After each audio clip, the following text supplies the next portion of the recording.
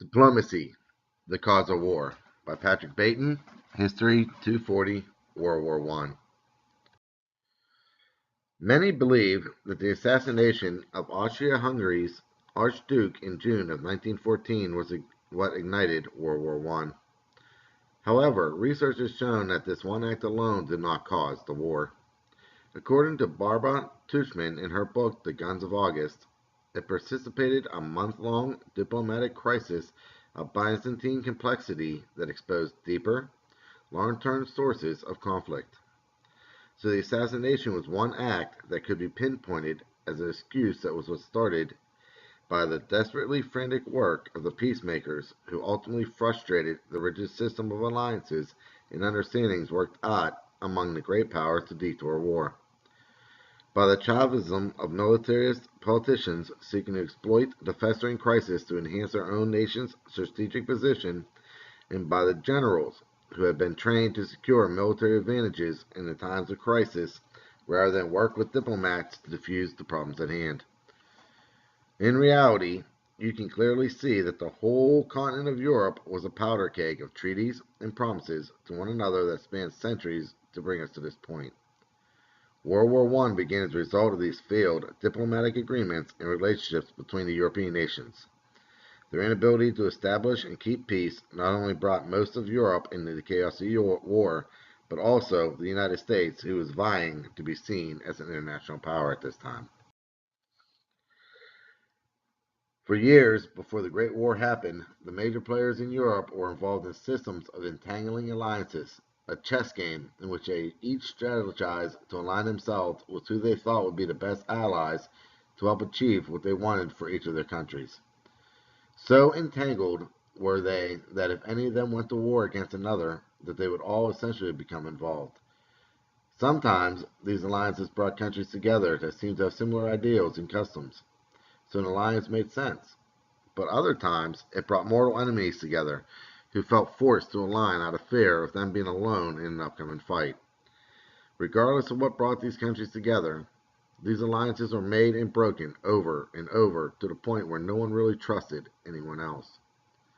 These alliances formed were nothing more than pure conveniences between two countries shared a common enemy that they both feared or a common goal that they both thought they would benefit from. Diplomacy was only as good as what each thought the others could do for them, and they changed alliances as needed to suit the best interests of their people. These shifts and changes really make you think about what started World War I. Was it a breakdown in diplomacy that actually sparked the war, or was it just overeager people in charge of countries that wanted more, and they were willing to do anything to get it?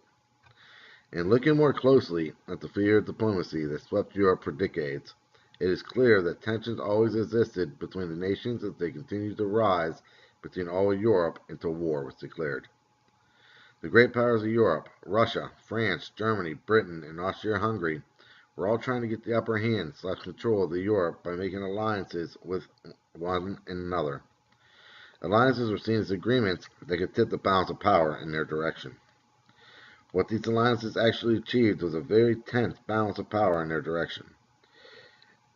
The power keg of intertwined alliances exploded upon the assassination of the Archduke, which pushed Austria-Hungary into declaring war and pushed the whole Europe over the brink. The final alliances going into the war were the Triple Alliance formed by the Central Power Germany, Austria-Hungary, and Italy, and the Triple Entente, or Allied Forces, which was made up of France, England, and Russia. However, prior to the war, there were several alliances formed and broken between these countries. It is no wonder that they finally ended up in war. Some of the most notable alliances over the time included some key connections which set the scene for the split in World War I. The first version of the Three Emperors League was orchestrated in 1873 between Germany, Austria-Hungary, and Russia as a way to secure the balance of power. It lasted 5 years but fell apart because of the rise in tensions between Austria-Hungary and Russia. The Dole Alliance of 1879 came on the heels of the last alliance, but left Russia out.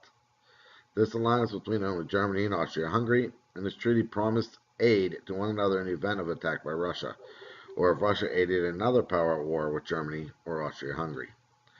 In 1881, another version of the Three Emperors League was put in place between the same countries as the first, but this one only lasted 3 years for the same reason. Austria-Hungary and Russia could just not keep the peace. The Triple Alliance, an alliance between Germany, Austria-Hungary, and Italy, was formed in 1882 and brought these three together out of the fear and dislike of France and Russia. In this treaty, each of these countries committed to provide support to one another if either Russia or France attacked any of them. This treaty provided support to France and Russia should issues arise with any of the other European countries. There were many benefits from this treaty for both these countries that helped them for many years to come. In 1904, the Entente-Cordiale between France and Britain was a friendly agreement which ended a century of war and hostility between these two nations. But interestingly enough, it did not provide military alliance or support to either one. The Anglo-Russian Entente of 1907 was another friendly agreement which helped ease tensions and improve the relationship between Britain and Russia. And like the prior agreement, it resolved differences without involving any military alliance or support.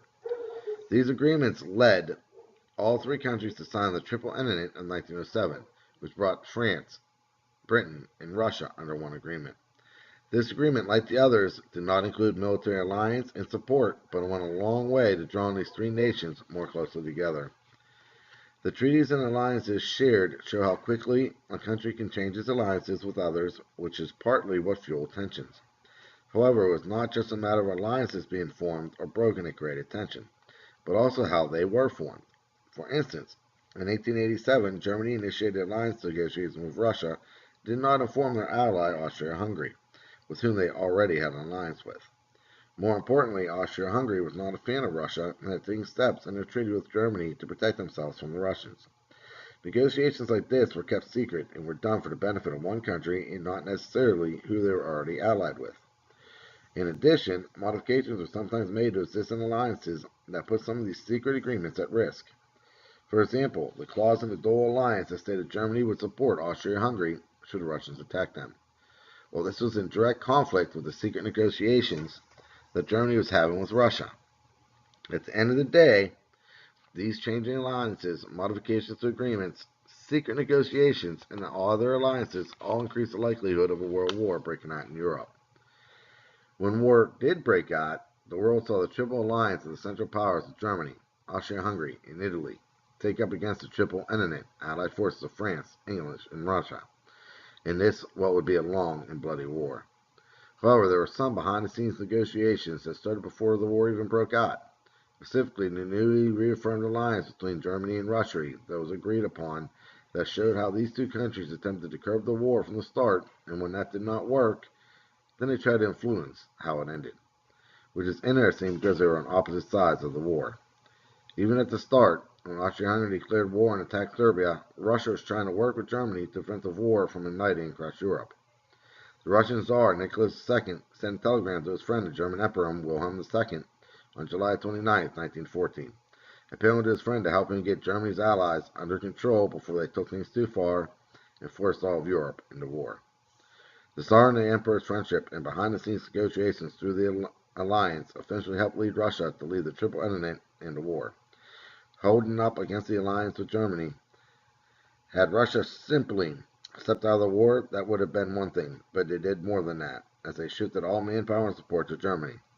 This decision was made after Russia had fought for over 2 years with France and Britain, experienced heavy defeats against Germany, experiencing high death tolls, losing a great deal of land, and facing uproars at home from the public who no longer supported this war.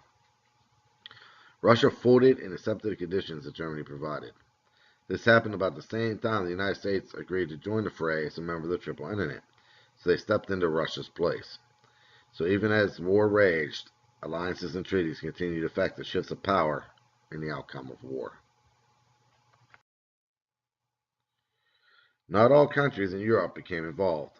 Some countries, like Belgium, remained unaligned from one or all of the military treaties and alliances.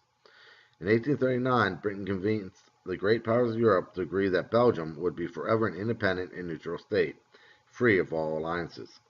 Britain, France, Prussia, Russia, and Austria all signed this agreement, the Treaty of London, which allowed Belgium to stay neutral, although it did not necessarily protect their people from the effects of war.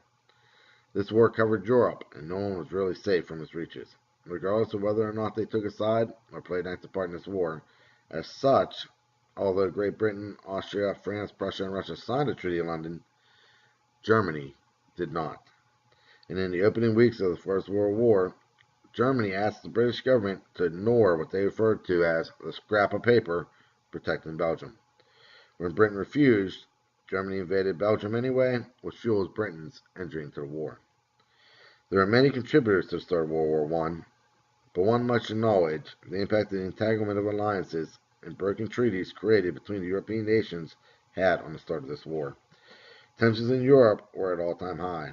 Alliances were made and broken in a day, constantly changing depending on what one country wanted to accomplish. Some were secret, and some were not, but all of them helped fuel the animosity and fear that each of these countries had over losing the support of their neighbors and the power they felt they had through these alliances. A decade of field diplomacy set the stage for this great war.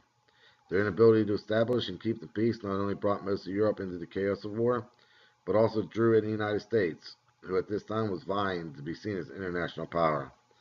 In the end, it is apparent that a breakdown in diplomacy, as well as other eager actions of the world leaders looking to get as much as they could for their own countries, without considerations for what they had to do to achieve it, both contributed to pushing Europe into the brink of war. Thank you for listening to this presentation. If you have any questions or comments, please post them in the discussion 8.1. Thank you.